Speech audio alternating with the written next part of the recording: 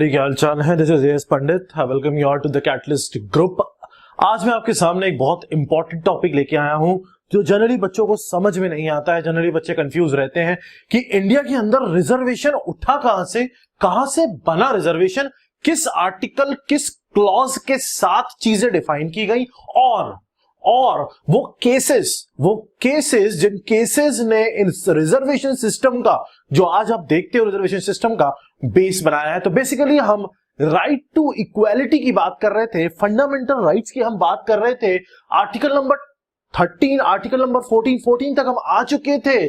आज हम बात करने वाले हैं आर्टिकल नंबर 15 और आर्टिकल नंबर 16 की, और हम बेस रखने वाले हैं। आज हम समझने वाले हैं पूरा कॉन्सेप्ट रिजर्वेशन सिस्टम का। देखो, मेरे लेक्चर कॉन्सेप्चुअल लेक्चर्स होंगे, रटने को नहीं बोल रहा हूं, समझा के रटवा मैं ही दूंगा, लेकिन दिमाग और आंखें दोनों अपनी एकदम अटेंटिव रखना, चीजों को समझते रहना। नोट क्लास के साथ बिल्कुल मत करना। मैंने आपको हर क्लास के अंदर बोला है, हिस्ट्री और पॉलिटी की भी। अगर आपने पॉलिटी की शुरुआती क्लासेस नहीं देखी हैं तो आप प्लेलिस्ट में जाके देख सकते हो। आज की क्लास बहुत ही एक्स्ट्रा इंटरेस्टिंग होने वाली है, क्योंकि मुझे ये टॉपिक पढ़ाने में और पढ़ने में भी बहुत मजा आता था। क्योंकि रिजर्वेशन एक ऐसा पॉइंट है जिस पॉइंट पे कुछ लोग सहमति देते हैं, कुछ लोग सहमति नहीं देते हैं, लेकिन दोनों की बातें सुनी नहीं जाती, सुनी जाती है। जिसकी बात उसकी बात आज हम करने वाले हैं कि कब क्या किस केस की वजह से क्या क्या पॉइंट रिजर्वेशन सिस्टम के अंदर ऐड होते चले गए हैं। तो स्टार्ट करते हैं आर्टिकल नंबर 15 से।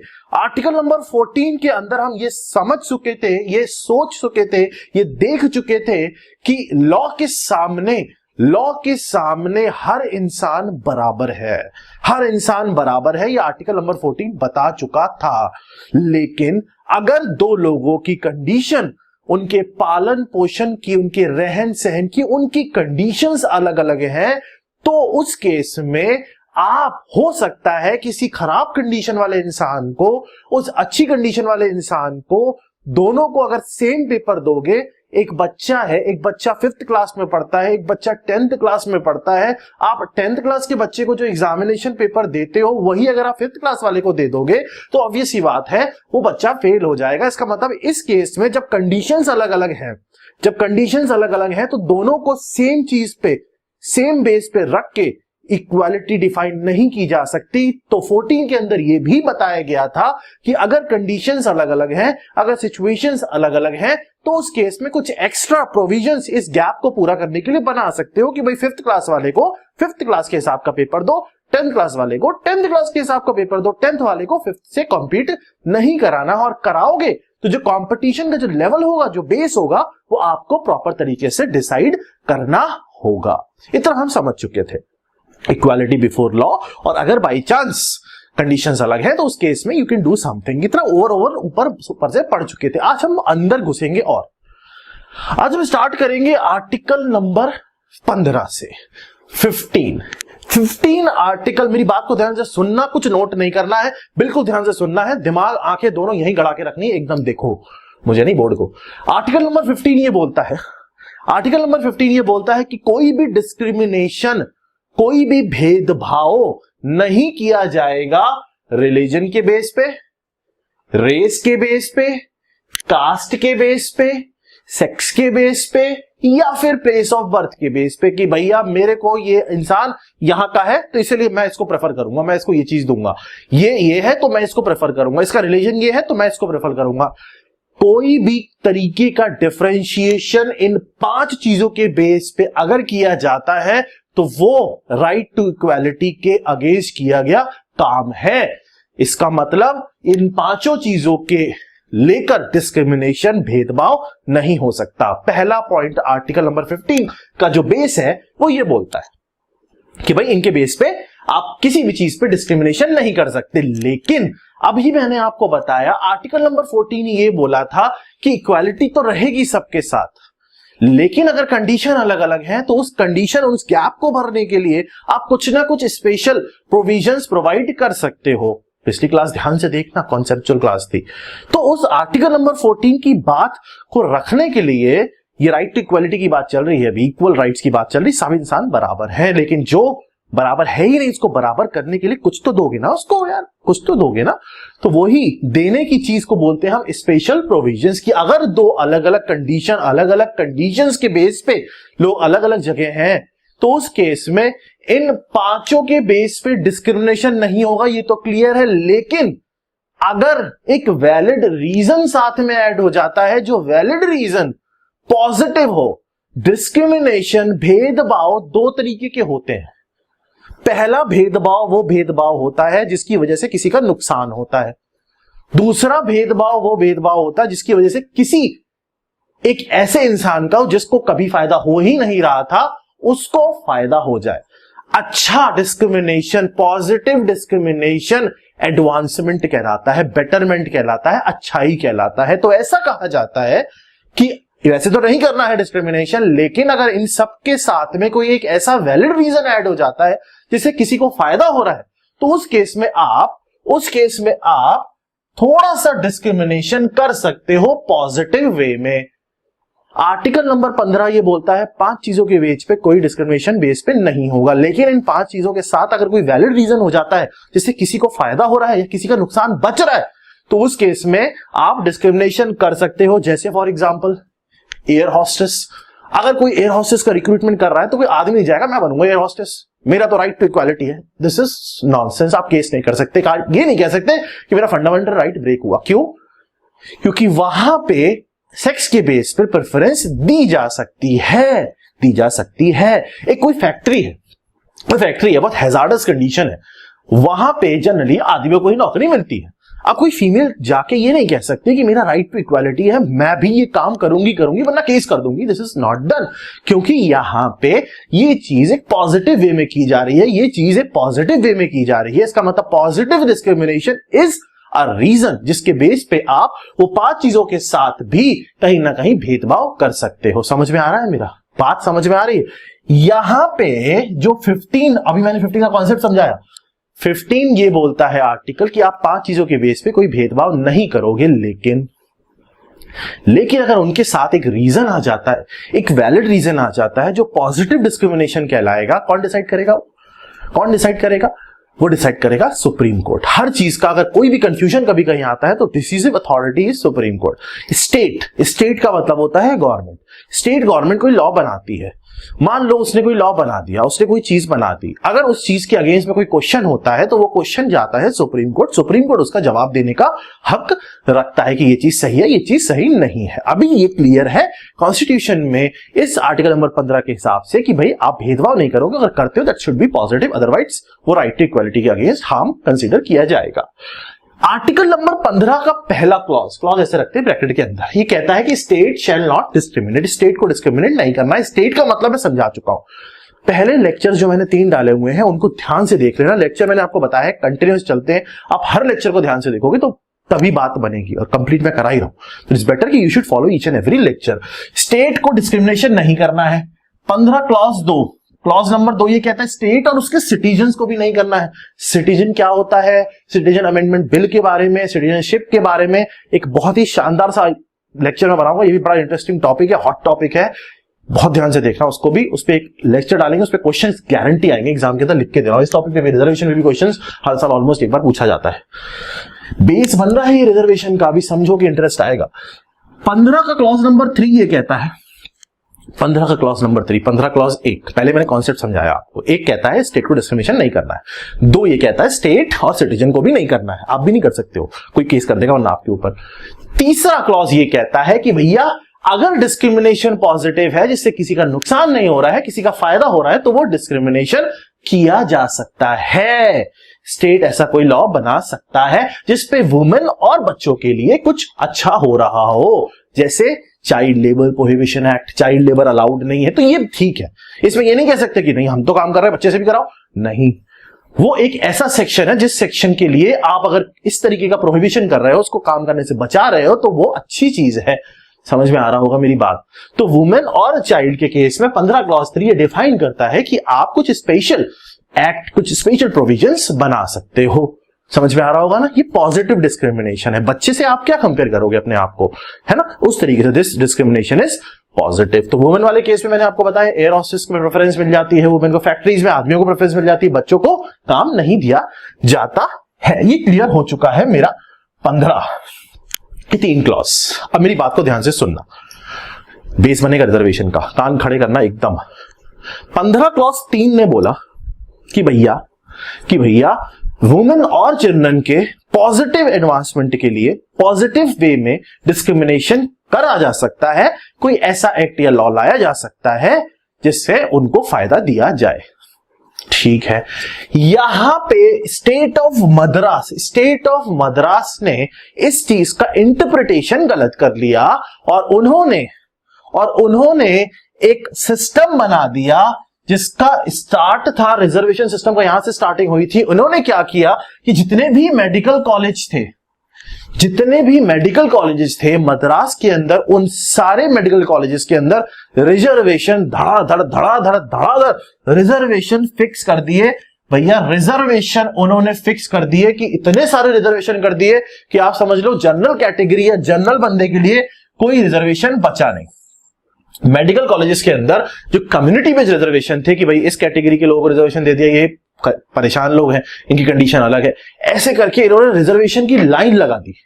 जब ऐसा हुआ तो मद्रास के अगेंस्ट, केस ध्यान रखना, मद्रास के अगेंस्ट एक श्रीमती चंपकम दोईराजन थी। इन्होंने क्या किया, इन्होंने 1951 की बात कर रहा हूं मैं, इसकी वजह से बहुत बड़ा इंपैक्ट आया था। इन्होंने केस किया, सुप्रीम कोर्ट के पास केस गया। 15 क्लॉज 3 ये कहता था वुमेन चिल्ड्रन स्पेसिफाइड है वहां पे। इन्होंने लॉ बना दिया, इन्होंने एक्ट बना दिया, इन्होंने जो बेसिकली सिस्टम किया वो रिजर्वेशन मेडिकल कॉलेजेस को लेके किया, जिसकी वजह से जब ये केस आया तो सुप्रीम कोर्ट ने ऑर्डर दिया कि भैया कम्युनिटी या रिलीजन बेस्ड रिजर्वेशंस नहीं होंगे, रिलीजन बेस्ड रिजर्वेशन आप नहीं दे सकते किसी भी केस के अंदर। स्टेट ऑफ मद्रास ने 15 क्लॉज 3 को गलत तरीके से इंटरप्रेट करके रिजर्वेशन देना शुरू कर दिया कि सब परेशान लोगों को फायदा दे देते हैं हम, और धड़ाधड़ सबको रिजर्वेशन दे मारे कि जनरल के लिए कुछ बचा ही नहीं। एक बंदे ने एक लेडी थी, उन्होंने केस किया तो उस केस की वजह से सुप्रीम कोर्ट ने यह ऑर्डर दिया कि कैंसिल करो ये फालतू का रिजर्वेशन, ये सब नहीं होगा। जब सुप्रीम कोर्ट ने केस किया, सुप्रीम कोर्ट ने केस कैंसिल किया। मैंने आपको सेकंड लेक्चर में चीज बताया था, जुडिशरी का पंगा रहता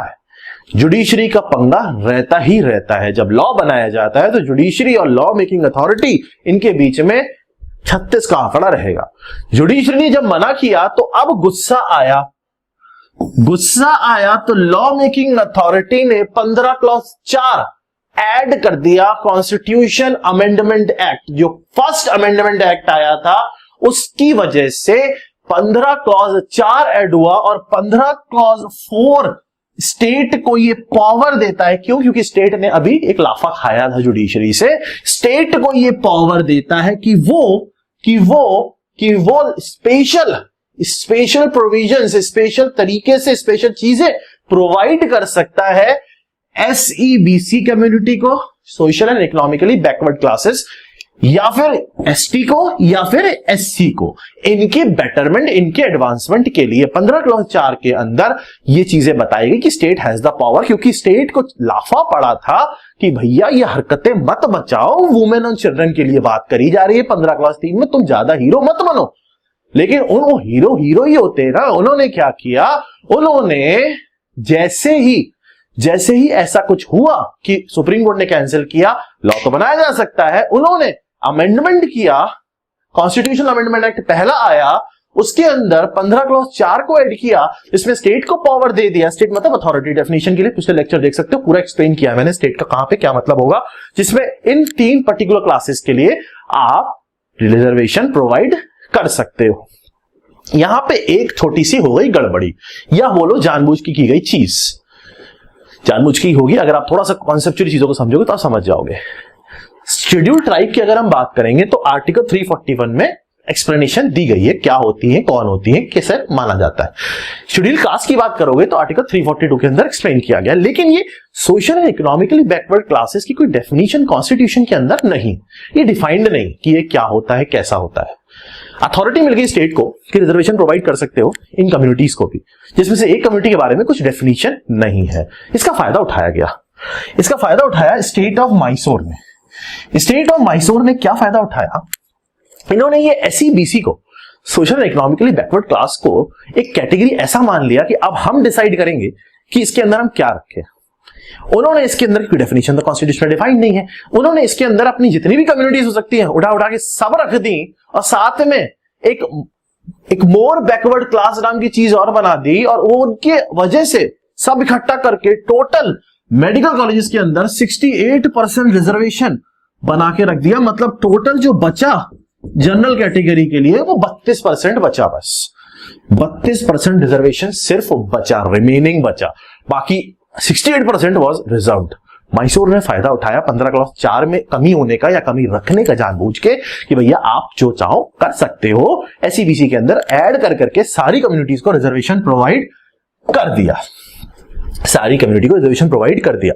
जब ऐसा हुआ तो अब स्टेट ऑफ मैसूर ने ऐसा किया था, स्टेट की तो अथॉरिटी थी, स्टेट ऑफ मैसूर ने ऐसा किया था, तो एक बालाजी थे, आदमी का नाम है, इन्होंने केस मारा 1963 स्टेट ऑफ मैसूर पे कि ऐसा है ये जो हरकतें मचा रहे हो ना, ये हमको समझ में नहीं आ रही। मतलब उसने ऐसा नहीं बोला होगा, बालाजी मतलब साउथ के है, ऐसे नहीं बोला होगा, बट स्टिल उस केस के अगेंस्ट में अब क्या हुआ, ये देख रहा हो, divide and rule is not so cool.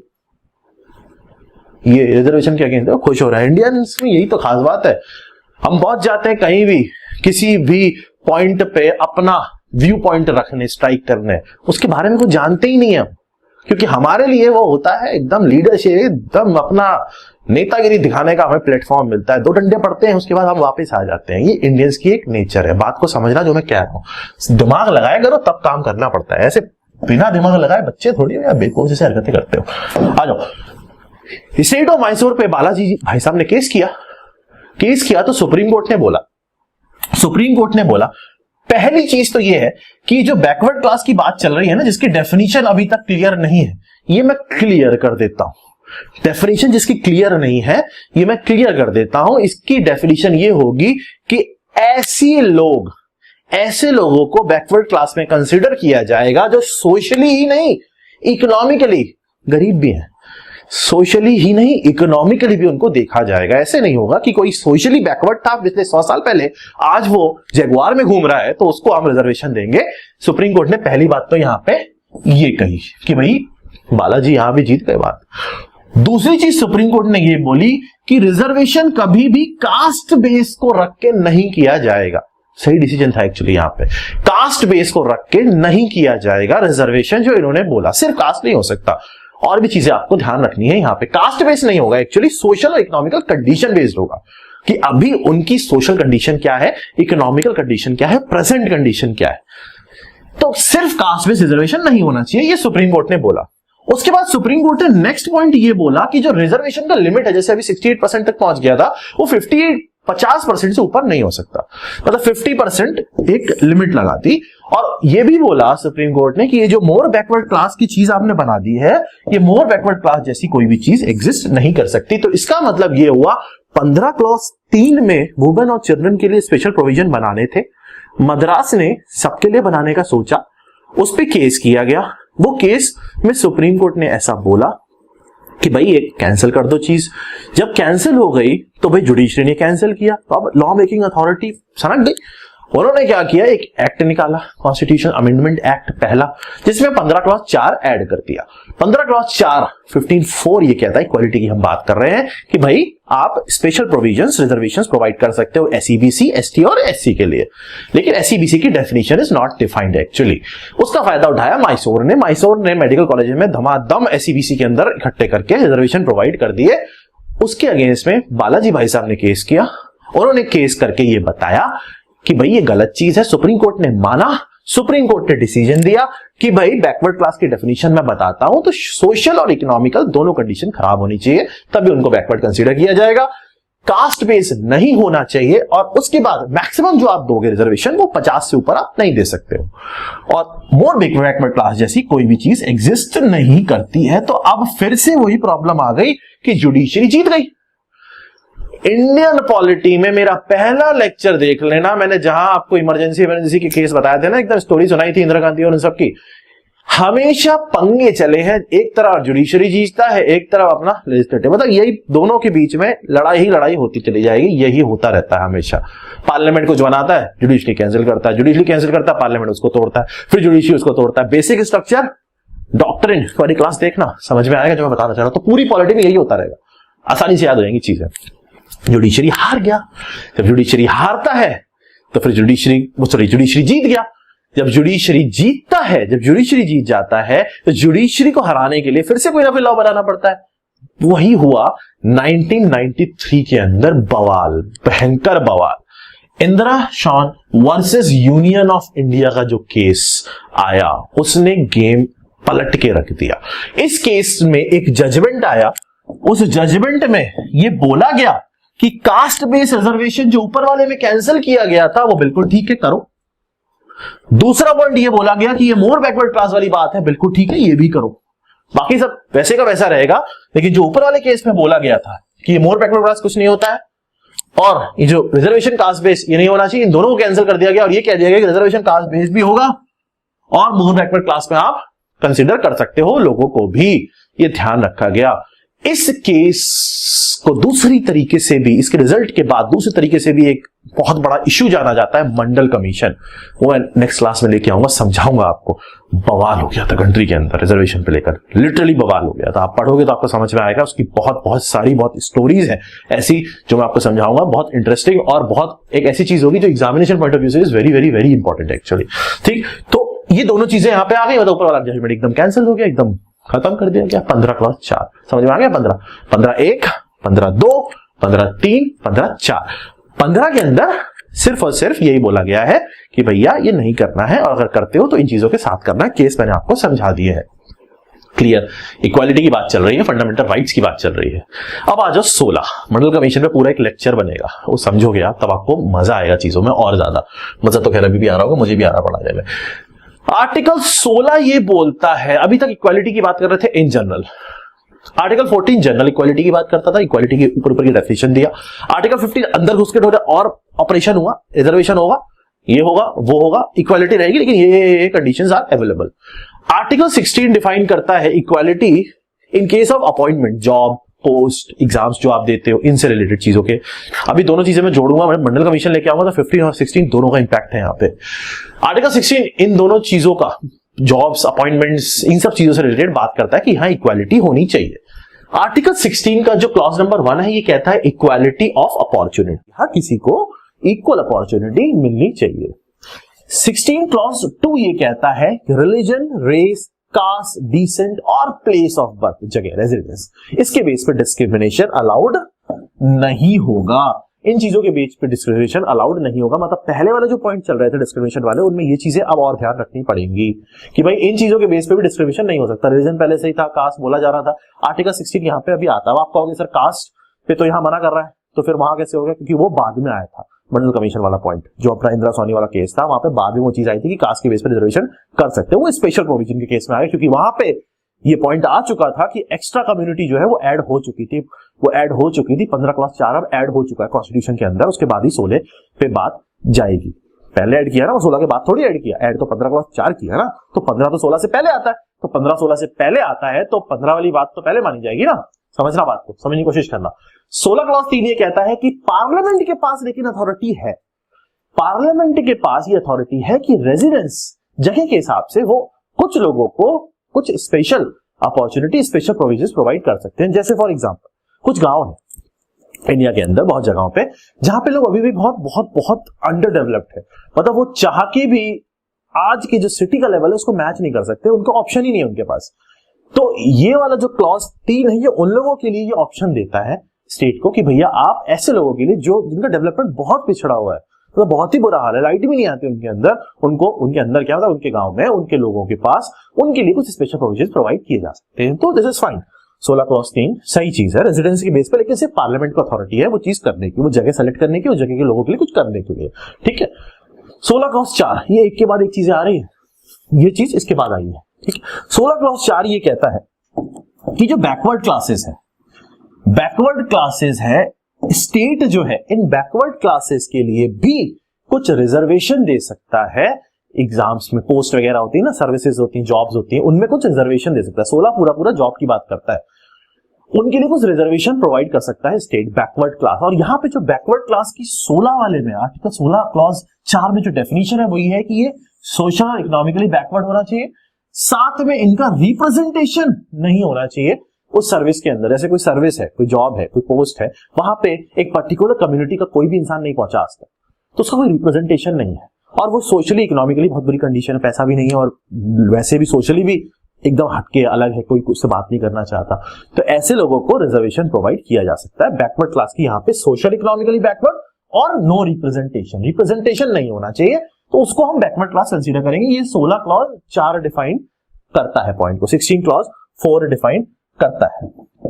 ठीक है, एक चीज ध्यान रखना, ये जो रिजर्वेशन का सिस्टम अभी चल रहा था, ये जो रिजर्वेशन का सिस्टम चलता था उस टाइम पे ऐसा होता था, जैसे फॉर एग्जांपल अगर एक बार एग्जाम हुआ, जैसे मान लो अभी ये वाला टाइम पीछे ले जाओ, टाइम मशीन पे बैठो, पुराना पीछे जाओ, मान लो आज आप एग्जाम देते हो, 20% रिजर्वेशन है, किसके लिए?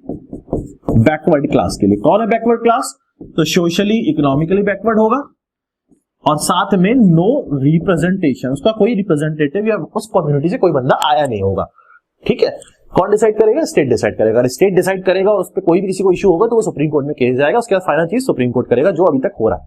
स्टेट डिसाइड करता है, अगर कोई चीज प्रॉब्लम होती है किसी को, वो केस करता है। जैसे बालाजी ने किया, श्रीमती चंपा उन्होंने किया, तो वो दोराई राजन ने किया था, तो डिपेंड करता है, तो स्टेट बना सकता है लॉस, ये अथॉरिटी है। 20% रिजर्वेशन है, एग्जाम हुआ, ये 20% सीट जो रिजर्व थी, मान लो 15 सीट थी, let's say that, in 15 seat में जो सिलेक्शन हुए, जो लोग बैठे, वो लोग बैठे सिर्फ 5, ऐसे मान लो 15 सीट थे, तो 15 में से 5 सीट तो यहाँ ऑक्यूपाई हो गई और 10 सीट बच गई। तो पहले क्या होता था, ये जो 10 सीट बचती थी इनको नेक्स्ट ईयर के लिए ऐड कर दिया जाता था। तो ऐसे करते करते 10 सीट का रिजर्वेशन का परसेंटेज, फिर नेक्स्ट ईयर, ऐसे करते करते एक टाइम ऐसा आया था कि ओवरऑल जो रिजर्वेशन की परसेंटेज थी वो 60-70% तक पहुंच गई थी, और एक टाइम ऐसा आया था 70% रिजर्वेशन चल रहे थे। तो उस केस के अंदर यहाँ पे एक छोटा सा बस केस ध्यान रखना, आपको एग्जामिनेशन पॉइंट ऑफ व्यू से बस ध्यान रखना, पूछा जा सकता है कि ये जो कैरी फॉरवर्ड वाला सिस्टम चलता है, कैरी फॉरवर्ड रूल बोलते हैं इसको, ये कैरी फॉरवर्ड रूल जो कैंसिल किया गया था, यहाँ पे केस है Devadasan versus union of India, ये केस है। इस पर्टिकुलर केस ने ये जो कैरी फॉरवर्ड वाला सिस्टम था इसको कैंसिल करके 50% की लिमिट फिर से लगाई थी, 50% की लिमिट यहाँ पे लगाई गई थी कि 50% लिमिट कैरी फॉरवर्ड के बाद भी 50%, एक बार तो पहले कि एक बार में 50 नहीं होना चाहिए, नहीं कर रहे भाई 20% दे रहे, लेकिन बार बार कैरी फॉरवर्ड होकर भी कभी कभी ऐसा हो सकता है ना कि 50 से ऊपर चला जाए। तो अगर ऐसा हो रहा है तो ये केस पर ध्यान रखना, इसको कैरी फॉरवर्ड केस भी बोलते हैं। कैरी फॉरवर्ड रूल को कैंसिल करने के लिए Devadasan versus union of India का जो केस था, इस केस ने ये आउटपुट दिया था कि आपका जो फाइनल रिजर्वेशन होगा वो 50% से ऊपर किसी भी कंडीशन में, चाहे कितना भी कर लो, नहीं हो सकता।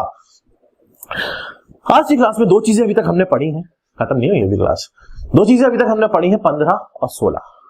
14 हम पढ़ चुके थे, पढ़ लेना फिर से। प्रीएम्बल हम पढ़ चुके थे, पढ़ लेना फिर से। स्टेट वगैरह डेफिनेशन कैसे सारे के सारे हमें पार्ट्स याद करने, शेड्यूल्स याद करने, सारी क्लासेस प्लेलिस्ट में है, नीचे लिंक्स भी दे दूंगा पहले वाले कमेंट पे, पिंड कमेंट पे, ठीक है ना। अब 15-14 ने बोला इक्वालिटी होना चाहिए, बिल्कुल होना चाहिए, लेकिन जो कंडीशन अलग है उनको रिजर्वेशन या स्पेशल प्रोविजन प्रोवाइड करो, ठीक है। लेकिन जब स्पेशल प्रोविजन प्रोवाइड करोगे तो क्या क्या ध्यान रखना है, 15 ने बताया। 15 आर्टिकल ये बोलता है कि भाई 1, 2, 3, 4 ये चीजें ध्यान रखनी, इनके बेस पे नहीं करना चाहिए डिस्क्रिमिनेशन, अगर करते हो तो फिर एक वैलिड रीजन होना चाहिए। उसके बाद कुछ केसेस आए, वो केसेस हमने ध्यान कर लिए। उसके बाद 16 सेम चीज इक्वालिटी, जॉब, पोस्ट, अपॉइंटमेंट्स, इनके बारे में बताता है। 1, 2, 3, 4 आपको मैंने बताया। रिजर्वेशन 50% से ऊपर नहीं होना चाहिए। ये सारी चीजें जब मिली और उसके बाद एक केस बना जो मैंने बनाया, अभी बताया आपको, Indra Sawhney versus union of India का केस, जहां पे बवाल मचा, भयंकर बवाल बचा। आप समझ चुके हो अभी तक का मेरा फंडा। मद्रास वाला केस था पहले, मैसूर ने फायदा उठाया, मैसूर वाला केस था, ठीक है। केस 1 by 1 बढ़ते चले गए। तो जैसे जैसे केस बढ़ते चले गए कुछ ना कुछ नई नई चीजें होती हैं। लास्ट में जब ये केस आया, मंडल कमीशन वाला, जब ये सोने वाला केस आया, तो इसने कैंसिल कर दिया और ये बोला कि कास्ट के बेस पर रिजर्वेशन ठीक है और मोर बैकवर्ड क्लास नाम की चीज भी एग्जिस्ट करती है जिसमें लोगों को रखा जा सकता है, लेकिन रिजर्वेशन परसेंटेज अभी भी जो हमारा लिमिट है वो 50% तक रखा गया है। समझ में आ रहा होगा। यहां तक हमारा 15 और 16 आर्टिकल खत्म हो चुका है। अब इन 15 और 16 आर्टिकल को मिलके जो इंडियन रिजर्वेशन सिस्टम का आज भी बेस है, जिसको बोलते हैं हम मंडल कमीशन का रिजल्ट, हम नेक्स्ट क्लास में उसकी डिस्कशन करेंगे और आगे लेके जाएंगे। होपफुली क्लासेस आपको मजा आ रहा होगा पढ़ने में और इंटरेस्ट भी आ रहा होगा।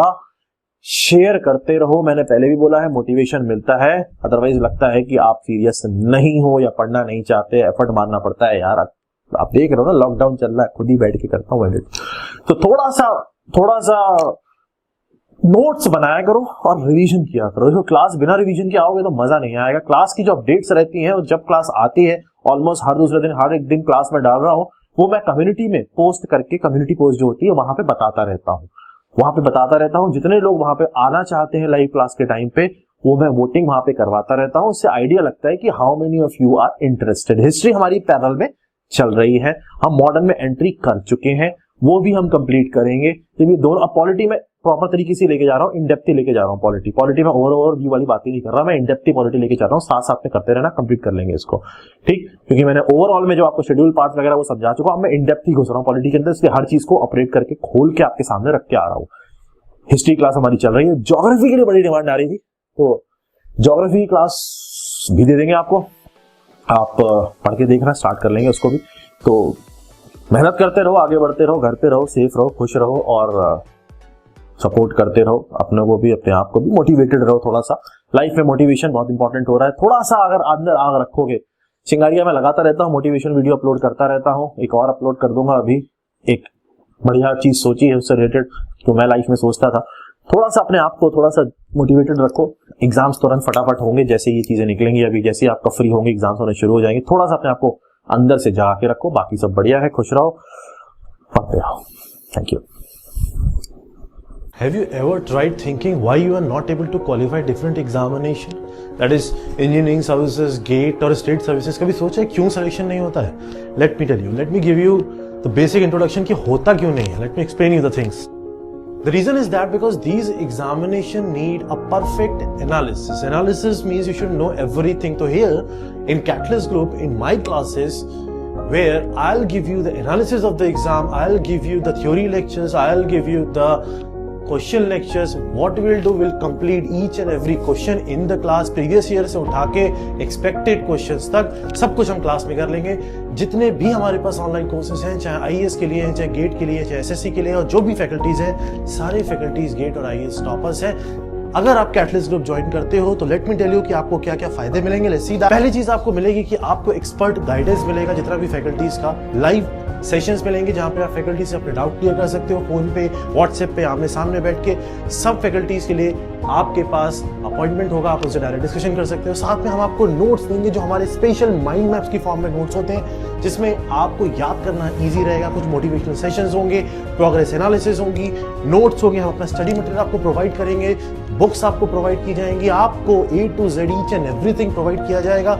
हर कोर्स में हमारे पास मिनिमम से मिनिमम 1000 लेकर 2000 लेक्चर्स हैं, depending upon the course which you are taking. अलग अलग हमारे पास कोर्सेज हैं, डिफरेंट कोर्सेज हैं जो आप कंबाइन करके भी ले सकते हो। तो everything we have for you. तो I welcome you all to the Catalyst Group. Visit the link below. Call us for admissions. Our new version 1.1 is already launched and admissions are open under all our courses. Thank you.